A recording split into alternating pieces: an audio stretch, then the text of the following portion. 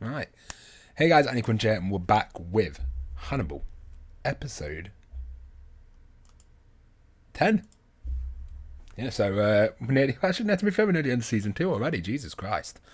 I've not got too much time, so we're just going to read the Patreon comments and jump straight into it. But make a comment, and don't forget anything. I guess I could say I am a noose.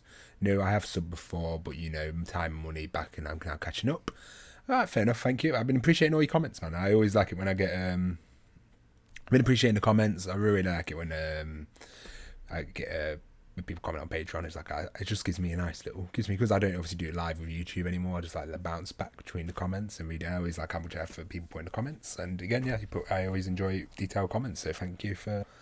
But no, very very good episode. Hopefully you guys enjoyed the reaction. Now leave a like, subscribe. Let's jump into this. 3, 2, 1, play.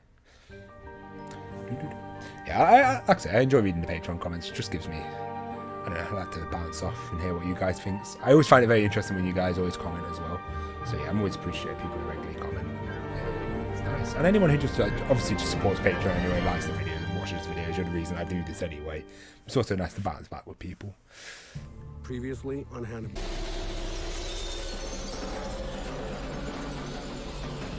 Oh, what a dodge!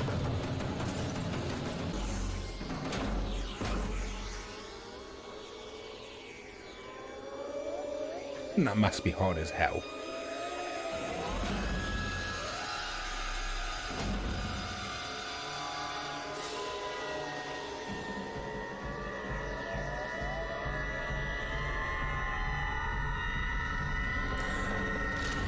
What I love about that is I love how when he was hitting Hannibal and saw Hannibal, he was hesitating the more he did it. But when he imagined it being that demon, he just instantly went for the kill. That's quite interesting. I saw hesitation when he saw Hannibal's face, and he had to change it back to be able to kill it. Effect of death that drives us to greatness. It is actually quite interesting that our short lives make us wanted to do big things before we die. It was like, whereas I guess if you live 1,000 years like do elves in fantasies, they sort of just keep with tradition, don't really do much to innovate because you're just going to live for so long. It's quite interesting. Deserves intimacy. The thing some people accomplish just in such a short amount of time when you think about it is crazy.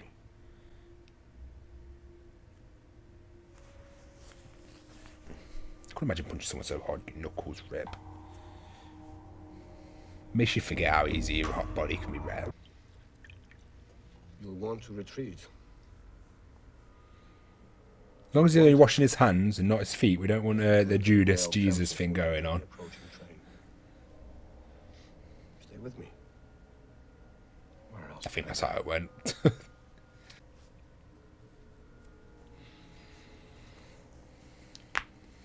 When you killed Randall, did you fantasize you were killing me? Maybe. Damn, he's good.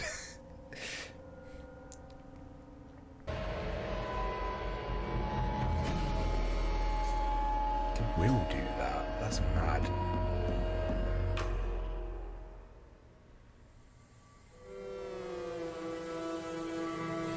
Fucking hell. It's crazy to think how far where Will's gone. It's just darkness. Commemorating him. This killer has no fear for the consequences of what he's done. I love how these guys are just on another level playing field as they talk.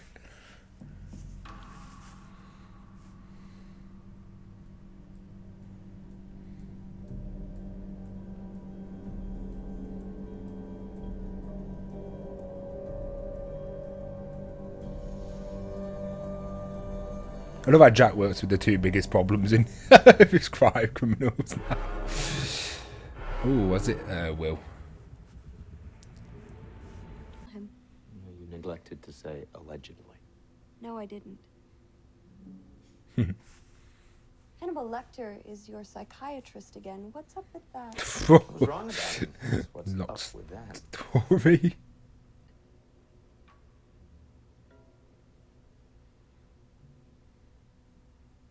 Dr. Chilton just... I give her that. She's not dumb. Dr. Chilton did not.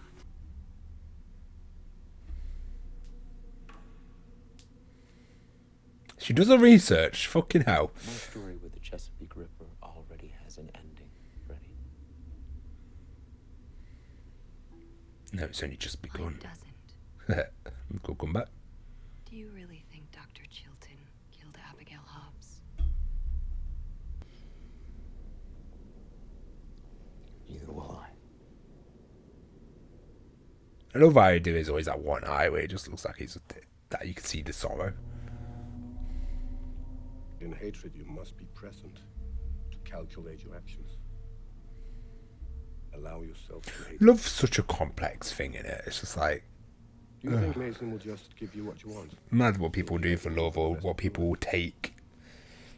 Did begging help? I look at any abusive relationship, they just take it because they love the person still. Not everybody, Same you thing know what I as mean. Taking his chocolate. Stuff the clothes with meat, scent it with human smells, and play the screams every time they are fed. Come the real thing, we won't need the recording. Oh, so they can, okay, train it to know that it's food. It's not just about making. It's mad what you can papa teach proud. It's animals about or like us. get them to do with just endless training. Family. Because food's food at the end of the day. Even we're like humans. If you did something to make us think of food, it's like I could teach to press a button. If they know the button brings food down, they'll learn how to use a whole complex system just to be able to get the food. And A very specific weirdness to want to feed humans to pigs. Probably more than I know.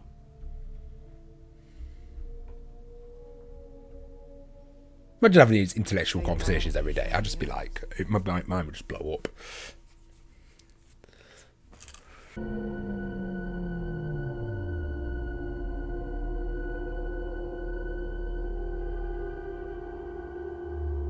Oh god.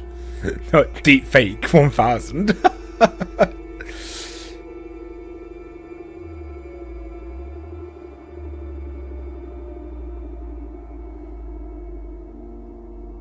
That transition though. When even the sex scenes have a certain amount of elegance to them. And fear factor as well.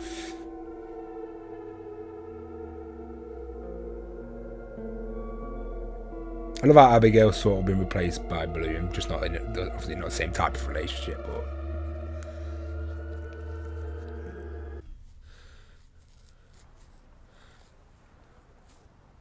most interesting freeway I've ever seen on TV.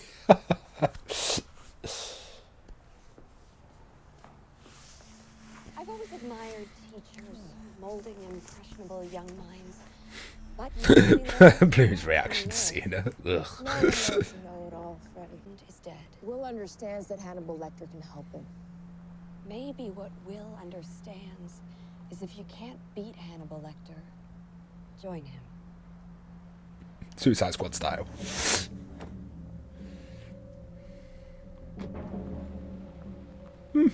Weird Freddy's growing on me, what the fuck?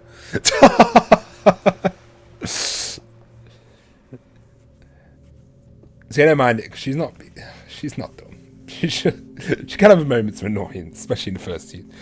But she's on it, to be fair. And she did her own investigating, like she didn't just follow what everyone else was learning, she went out of her own way to go learn stuff.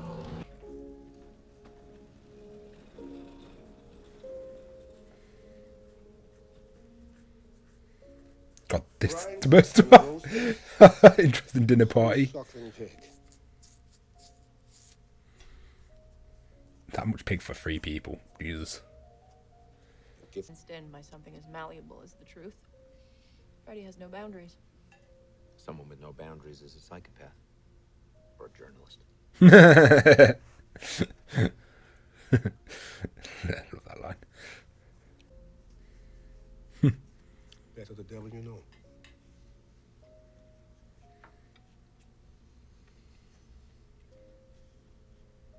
I mean, it's a complex relationship on TV. Mate, how can you make transitions so sexy? You know what I'm saying? It's like, Jesus. Oh, who we murdered?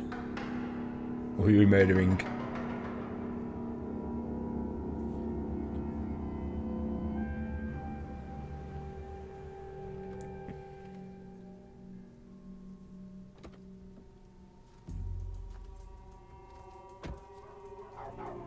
Oh, Freddie. Wait, no, this is Hannibal's house. No, not Hannibal's, Will's.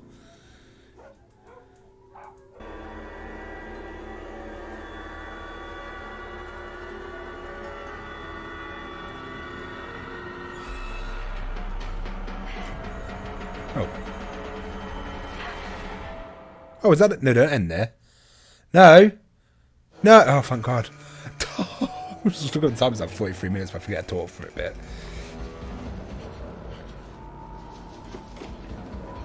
There really is a very good explanation for all this. I don't want to hear it. Not just a little bit curious? Get away from the door. Can't let you go, Freddie. I mean, Will was terrifying. Will turns terrifying as well. I have to say.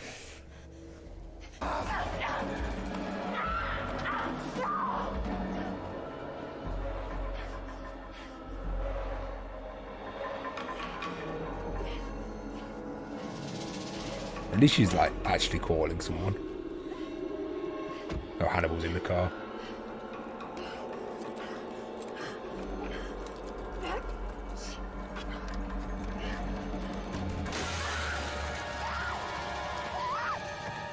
Oh, Jack's on call.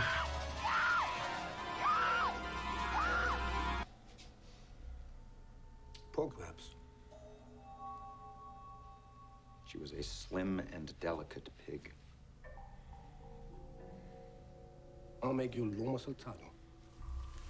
Is that Freddie? We'll make it together. I can never tell with this show. Will wouldn't do that, would he? Is Will just not fully accepted? He's psycho.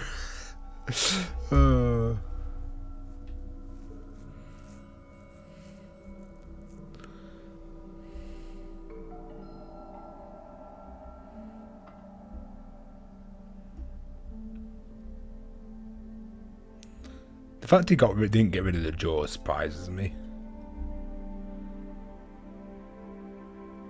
To be stress-free prior to slaughter.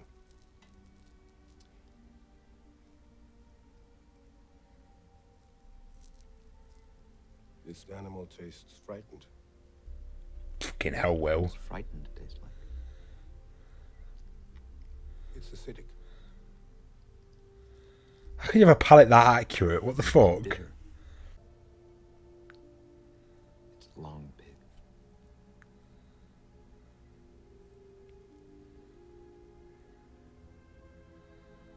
Oh, God. Will, what have we done with what's happened? Gotta sniff that wine. So elegant. You can't reduce me to... Underwriters lump it all under acts of God. Is this meal an act of God? Well,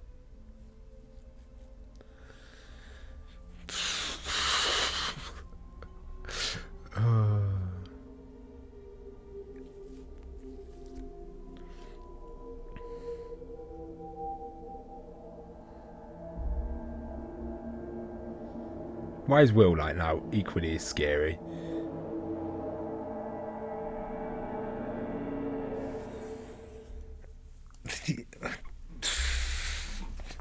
Freddie just got wrecked. I assume they were dying on Freddie, but I can't believe Will would kill someone like that. Like, I get why he killed the wolf guy, and I get why he killed obviously Hobbs. Well, I can't accept that he's killed he's killed Freddie. That just seems... He wouldn't do that. He'd capture her. He'd do something similar to what Hannibal did with Jack Crawford's apprentice. I don't see him killing her, but they very briefly mentioned that he was eating the... I just can't imagine him offering to eat Freddie as well. No, I can't see that being Freddie's there. There's going to be some twists with that. I can't accept that. That's just a bit out. That's a bit out there for Will killing her. If he has, I'm quite surprised. But I don't know if they're doing a whole meat thing to throw you off the scent. I just feel like it's going to be similar to how the FBI maybe he's keeping her, a brainwasher maybe. I don't know what he's going to do there. Yeah, some beautiful scenery. Like Jesus Christ, that sex scene. Whew. Hot. No, it was a very awful episode. I say I think it's one of those shows once if you rewatch, you're just going to pick up on the story much more. But yeah, Hannibal and Will's relationship is very complex. Trying to find where they align is very difficult. Like Will was saying, like Hannibal was talking about evil. It's like quite complex. No, I don't know. This episode was a bit like intense. There was a lot to take in this episode. It's definitely an episode what needs rewatching. I guess you could very twist the way you're looking at it, but this is a twisted show, which I kind of enjoy the stuff. The scene where Will was dreaming of killing Hannibal, a couple of things. As much as I have rewatched this series, I never did catch him catching the stag. Well, I never fully thought of it. It's cool how now in his dream Will controls them and uses them to hunt. Interesting also, I don't know if you're seeing things, but Will almost looks a little teary when killing. I did see that. I did see the little, it looked like teary-eyed in the eye. I think that was well shot. And in the original script, there's a lot of scripts out there on the interweb. They originally had a line where Hannibal says, after all that about love, I love you, but they cut it out. Would it imagine Hannibal saying that to wow, Will? And on note, I wish they hadn't cut that line out. It would have been an interesting line. 4, I wonder how long it takes for Jack and Will to work themselves up to eating at Hannibal's now. Because it's because he fucks with you, don't he? Because you don't know if he's using meat or not, like at the party. Like, man's not silly. Flash forward depends on how it's done, knowing the actual scene and everything that goes down. I do think Hannibal did it well. I think it really depends on whether or not the scene chosen for the flash forward lives up, still makes you excited when it happens, if it makes sense. I will say whatever episode the party ends up being, to me, is the greatest episode of television history. Yeah, flash forwards are interesting, like I say. I think it works, and it makes you excited because you know it's coming. Like, you know Jack, and we already know Jack knows, so it's not really a spoiler. Like, where we know he's going to figure it out. It's just sort of like, yeah. I guess with flash forward, you need to leave it vague enough. I just watched too many shows where they really do fuck up the flash forward, or like they flash forward something's like, how the fuck does that even happen? But yeah, flash forwards are 50-50. They can either be good or pretty bad. On the effects, I think what they said about the show was, we ain't filming a TV show, we are filming a film. A pretentious art film or something like that. It's very beautiful. Like, Hannibal is well shot, well lit. Every scene looks fantastic. The dialogue is super well written. It is like movie quality all the time. And it's to keep up that quality. And I'm assuming the show didn't have that massive of a budget, so I do appreciate that. The relationship is so bizarre, but it works. Very true. It's perfect. And Hannibal and Will's relationship is one of my favourite relationships there was on TV. Yes, it's probably more unique relationships on TV because there's just so much going on there. I think it's one of those what I really like, because the more you'd watch it, the more you'd pick up on dialogue that they're saying, and then it just sort of like, I love alluding dialogue where you just don't like. I'll give you an example. While I was watching the show, if you haven't watched Finland Saga, there's a character in it who absolutely hates Vikings, he hates Denmark, but he has a whole history. Not going to go into it, but one of the lines he uses towards the end of the show, he's just talking about someone was asking, why aren't you taking command? And he goes, and then he leaves, and he compliments the guy, and basically ends off with a line saying like, yeah, after all, I'm just a Viking. And it's just like all the dialogue of him hating the Vikings and all that, and then learning more about his past and stuff like that. At the end of the day, he hates himself the most out of everyone. And it's lines like that I really appreciate. Just like, it makes you think about a whole character again, and all their beliefs. And this is what I really like about Will and Hannibal's relationship. Every dialogue, like someone like pointed out last week, to do with him saying like, I wish I envy your hate, and it's like that changes the way Will's whole relationship with Hannibal. The fact he doesn't even hate him after everything he's done, killing his friend and everything. So yeah, it's definitely a very, very good relationship. Sorry for pointing out, I don't need to apologise, it's just funny how different Will is. So but Hannibal gathering his own Suicide Squad for a while now. Buster, please come back. Same.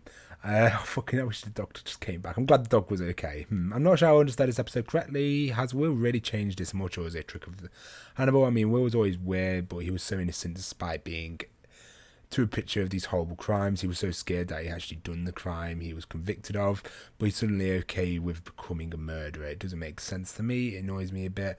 I think the difference with Will, he's got more of a conviction and a goal, and he's found something interesting, and his mind's at total peace. Like after the whole Hobbs situation, that's where Will Innocent sort of left. And after, I think when Abigail died, I think Will's innocent died with Abigail.